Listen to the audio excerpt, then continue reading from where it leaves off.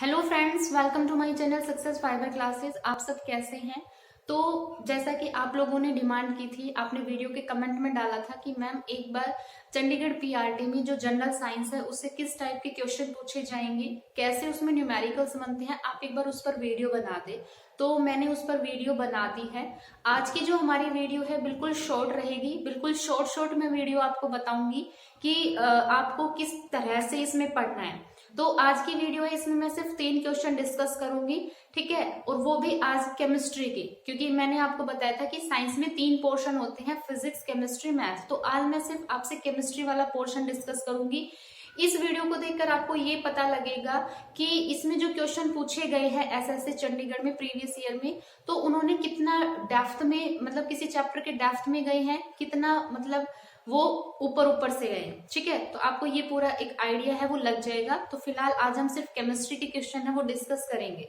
तो इसमें पहला जो क्वेश्चन दे रखा है, ये बोल रखा है कि which of the following salt does not contain water of crystallization. इसमें ये बताना है कि 4 ऑप्शन दे रखे हैं, तो चारों ऑप्शन में सॉल्ट है, तो इसको ये बताना है कि किस में वाटर ऑफ क्रिस्टलाइजेशन नहीं होता। तो 4 ऑप्शन जो दिए गए हैं इनमें सबको आपका फॉर्मूला पता होना चाहिए। जिसके अंदर वाटर के मॉलिक्यूल्स प्रेजेंट नहीं होंगे, इसका मतलब वाटर ऑफ क्रिस्टलाइजेशन उसी में नहीं होगा। तो पहला हमारा है ब्लू विट्रोइल। ब्लू विट्रोइल जो होता है इसका फॉर्मूला क्या होता है? इसका होता है कॉपर सल्फेट 5H2O, ठीक है। इसमें भी वाटर के मॉलिक्यूल्स प्रेजेंट होते हैं। दूसरा होता है हमारा वॉशिंग सोडा। वॉशिंग सोडा जो होता है इसका क्या होता है? सोडियम कार्बोनेट Na2CO3, और इसमें होता है 10H2O। इसमें भी वाटर के मॉलिक्यूल्स प्रेजेंट होते हैं। जिप्सम की अगर हम बात करें तो जिप्सम का फॉर्मूला क्या होता है? Calcium sulphate 2H2O। इसमें भी क्या होते हैं? वाटर के मॉलिक्यूल्स प्रेजेंट होते हैं। जो बेकिंग सोडा होता है, जिसको हम सोडियम हाइड्रोजन कार्बोनेट बोलते हैं, इसका फॉर्मूला होता है NaHCO3। यानी वाटर के मॉलिक्यूल सिर्फ इसमें प्रेजेंट नहीं है, तो यही इसका क्या होगा? ऑप्शन होगा, क्योंकि इसने बोल रखा था does not contain water of crystallization. तो बेकिंग सोडा के अंदर वाटर ऑफ क्रिस्टलाइजेशन प्रेजेंट नहीं होता। ये क्वेश्चन कहाँ से लिया गया है? ये जो क्वेश्चन बनता है ये क्लास 10th की जो एनसीईआरटी है उसमें सेकंड चैप्टर है एसिड बेस और सॉल्ट, ठीक है। उसमें ये पूछा गया है, उससे ये क्वेश्चन बना है, ठीक है। जब हम लास्ट में उसकी केमिकल प्रॉपर्टीज पढ़ते हैं तो उसमें नीचे ये सब कुछ इसका एक्सप्लेन किया गया है। प्लास्टर ऑफ पेरिस वाले टॉपिक से पहले, जिप्सम से पहले जो टॉपिक है उसमें ये पूरा डिस्कस किया गया है, ठीक है। तो एसिड बेस और सॉल्ट है उस पर ज्यादा फोकस किया गया है। तो आपको क्लास 10th में एनसीईआरटी में एसिड बेस और सॉल्ट वाला चैप्टर है वो पढ़ना है। आपको सिर्फ एक बार गो थ्रू करना है, चैप्टर की रीडिंग करनी है, बिल्कुल मतलब अटेंटिव होकर उस चैप्टर की रीडिंग करनी है। उसमें जो भी इंपॉर्टेंट चीजें हैं उसको आपको मार्क्स करना है। तो इस तरह से आपको पढ़ना है, ठीक है। दूसरा है कि food cans are coated with tin and not with zinc because zinc is. इसमें कह रहा है कि जो भी हमारे फूड के डब्बे होते हैं फूड पैकिंग वाले, तो उन सबको टीन के साथ में कोटेड किया जाता है, जिंक के साथ में क्यों नहीं किया जाता? Because zinc is a costly then tin, tin से मतलब महंगा होता है। More reactive than tin, tin से मोर रिएक्टिव होता है। या लेस रिएक्टिव देन टिन, या टिन से कम रिएक्टिव होता है, ठीक है।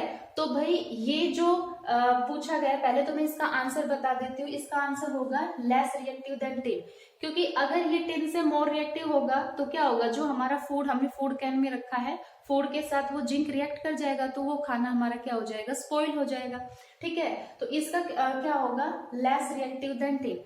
अब ये क्वेश्चन किस चैप्टर में से बना है?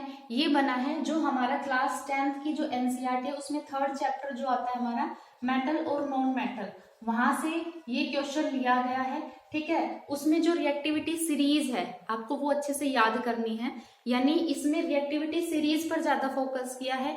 तो इसका मतलब है कि इससे पता चलता है कि आपको जो मेटल्स की रिएक्टिविटी सीरीज है वो पूरी पढ़नी है, ठीक है। रिएक्टिविटी सीरीज में क्या होता है? मेटल हाई रिएक्टिव से लो रिएक्टिव की तरफ अरेंज होते हैं, ठीक है।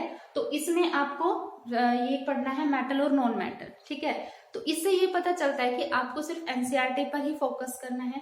तीसरा जो क्वेश्चन इसमें पूछा गया है ये क्या कह रहा है? Which of the following belongs to a homolog series of alkynes. Alkynes कौन होते हैं? जिनमें ट्रिपल बॉन्ड होता है। तो ये कह रहा है कि जो एल्काइंस है उसकी होमोलॉग्स सीरीज से इनमें से कौन सा बिलोंग करता है? इसमें पहला दिया है C6H6, C2H6, C2H4 या C3H4। तो इसमें कौन सा ऑप्शन करेक्ट होगा? तो इसमें 4 वाला ऑप्शन क्या होगा? करेक्ट होगा, क्योंकि हमें पता है एल्केन का जो जनरल फॉर्मूला होता है वो क्या होता है? CnH2n, यानी ये किसका होता है? एल्कीन का। एल्कीन कौन होते हैं? जो अनसैचुरेटेड कंपाउंड्स होते हैं, यानी डबल बॉन्ड वाले। ठीक है, अब अगर जब आप इसमें +2 कर देते हो तो ये क्या बन जाता है? ये एल्केन बन जाता है, यानी सिंगल बॉन्ड। ठीक है, लेकिन जब आप इसमें से -2 कर देते हो तो ये हमारा क्या बन जाता है? एल्काइन बन जाता है, यानी ट्रिपल बॉन्ड बन जाता है। ठीक है, तो इसमें कौन सा ऑप्शन होगा? C3H4। ये क्वेश्चन कहाँ से लिया गया है? ये भी हमारा जो क्लास 10 की जो NCERT है उसमें जो 4th चैप्टर है हमारा, कौन सा? कार्बन एंड इट्स कंपाउंड, उसमें से ये क्वेश्चन लिया गया है, उस चैप्टर में से लिया गया है। इसका मतलब क्या है कि आपको उस चैप्टर को भी मतलब अच्छे से पढ़ना है। ठीक है, उसमें जितने भी होमोलॉग सीरीज की टेबल बनी है आपको वो पता होनी चाहिए। फंक्शनल ग्रुप का सफिक्स क्या होता है आपको वो अच्छे से पता होना चाहिए। ठीक है, केमिस्ट्री के ये सारे क्वेश्चन से आपको पता चल रहा है कि ज्यादा जो क्वेश्चन बने हैं प्रीवियस ईयर में वो हमारे क्लास 10th की NCERT से ज्यादा बन रहे हैं। यहाँ पर सिर्फ आपका NCERT पढ़ने से ही काम चल जाएगा। काम क्या मतलब? क्लास 10th की NCERT में से ही क्वेश्चन बनते हैं। अभी जो मैं दूसरी वीडियो लेके आऊंगी उसमें मैं आपको फिजिक्स के न्यूमेरिकल कराऊंगी, तो उसमें क्या है आपको पता चलेगा कि जो न्यूमेरिकल्स उठाए गए हैं ना क्वेश्चन पेपर में, वो एज इट इज NCERT के ही न्यूमेरिकल्स उठाए गए हैं। ठीक है, तो आई होप आपको इस वीडियो से आइडिया लग गया होगा कि आपको केमिस्ट्री में कितना मतलब डेप्थ में पढ़ना है। तो आपको NCERT को बस रीड करना है, इंपॉर्टेंट लाइंस को मार्क्स करना है, उसको जितनी भी उसमें इंपॉर्टेंट चीजें हैं आपको वो पता होनी चाहिए। आई होप मैं आपके सारे डाउट्स क्लियर कर पाई होंगी। अगर वीडियो अच्छी लगी है तो चैनल को ज्यादा से ज्यादा लाइक कीजिए, शेयर कीजिए, सब्सक्राइब कीजिए। इसके बाद जो नेक्स्ट वीडियो आएगी उसमें हम फिजिक्स के जो न्यूमेरिकल्स पूछे गए हैं SSC चंडीगढ़ में प्रीवियस ईयर में वो करेंगे। देन उसके बाद फिर वीडियो आएगी उसमें हम बायोलॉजी का डिस्कस करेंगे कि बायोलॉजी को भी आपको कितना डेप्थ में पढ़ना है। So thank you very much.